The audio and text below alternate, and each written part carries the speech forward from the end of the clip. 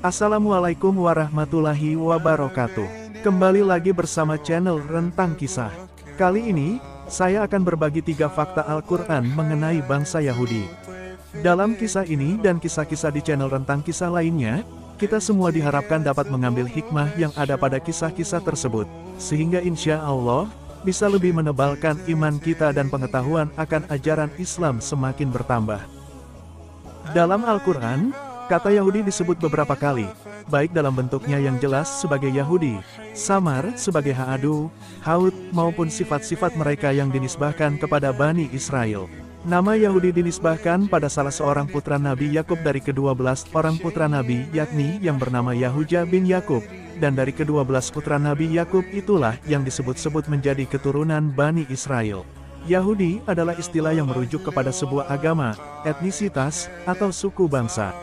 Sebagai agama atau kepercayaan, istilah ini merujuk kepada umat yang beragama Yahudi. Dan saat ini, fakta bangsa Israel menjadi negara dengan penganut Yahudi terbanyak memang tidak terbantahkan. Walaupun tidak semua warga negara Israel merupakan seorang pemeluk Yahudi dan tidak semua orang Yahudi berada di Israel. Bangsa Yahudi dari zaman dahulu dikenal sebagai bangsa yang suka ingkar janji dan merasa derajatnya lebih tinggi dibandingkan dengan bangsa lainnya. Dalam Islam, disebutkan bahwa bangsa Yahudi adalah umatnya Nabi Musa alaihi salam. Dan alasan mengapa Allah subhanahu wa ta'ala sering membicarakan mengenai bangsa ini dalam Al-Quran adalah semata-mata sebagai pelajaran dan peringatan bagi Rasulullah dan para sahabatnya serta umat Islam hingga akhir zaman. Dan inilah 3 kebenaran Al-Quran mengenai bangsa Yahudi. Yang pertama yakni, hukuman kepada bangsa Yahudi. Dari banyaknya sikap bangsa Yahudi yang buruk, sikap bangsa Yahudi yang paling menonjol dalam diri mereka, yaitu sikap meremehkan bangsa lain. Pernyataan tersebut tidak dibuat-buat.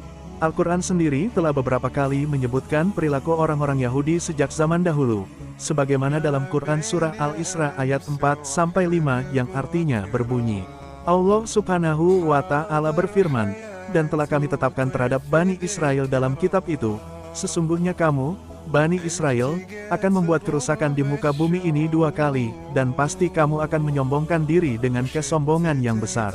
Maka apabila datang saat hukuman bagi kejahatan, pertama dari kedua kejahatan itu, kami datangkan kepadamu hamba-hamba kami yang mempunyai kekuatan besar, lalu mereka merajalela di kampung-kampung. Dan itulah ketetapan yang pasti terlaksana. Orang-orang Yahudi melakukan kerusakan pertama setelah ayat itu turun. Kemudian susulan penghancuran datang menimpa mereka, tanpa menunggu waktu yang lama. Hal kedua yakni adanya kebangkitan bangsa Yahudi. Allah juga mengisyaratkan hari kebangkitan kepada bangsa Yahudi. Setelah mereka mengalami kehancuran pertama, Allah memberi orang Yahudi kesempatan untuk mengalahkan orang-orang mukmin yang telah mengusir mereka. Sehingga fakta kedua telah terpenuhi, sebagaimana bangsa Yahudi berhasil membalas sakit hatinya dan menduduki negeri Syam dan Palestina.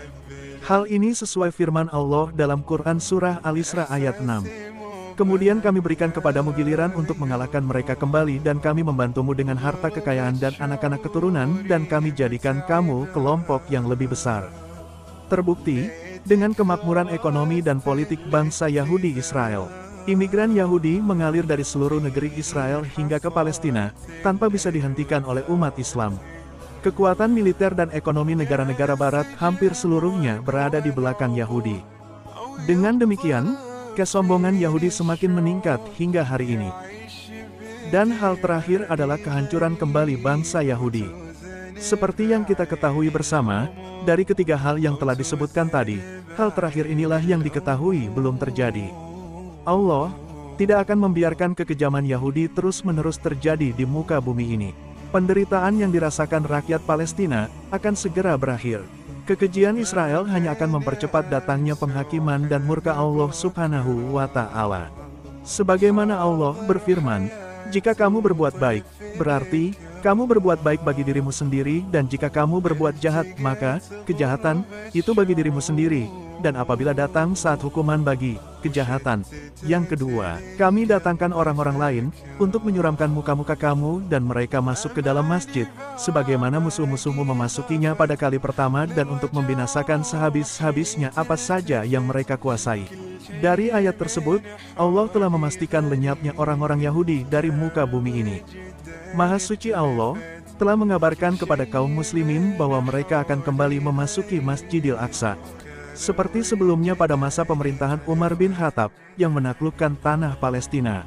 Dalam Taurat, Allah telah menetapkan bahwa Bani Israel akan memasuki tanah Palestina yang diberkati. Bahkan, di sana mereka akan mendirikan pemerintahan. Tetapi kemudian mereka melakukan begitu banyak kerusakan, sehingga Allah menghukum mereka dengan mengirimkan hamba-hambanya yang kuat. Setelah itu kerajaan mereka akan binasa, diusir, dan dicerai-beraikan. Hal ini seperti tertuang dalam firman Allah Subhanahu wa Ta'ala dalam Quran Surah Al-Maidah ayat 21 yang artinya berbunyi, "Hai kaumku, masuklah ke tanah suci, Palestina, yang telah ditentukan Allah bagimu. Dan janganlah kamu lari ke belakang, karena takut kepada musuh, maka kamu menjadi orang-orang yang merugi." Sekian konten Islami kali ini. Nantikan konten Islami menarik lainnya, hanya di channel Rentang Kisah. Jangan lupa subscribe, like, komen dan share video ini, ya, teman-teman. Terima kasih. Wassalamualaikum warahmatullahi wabarakatuh.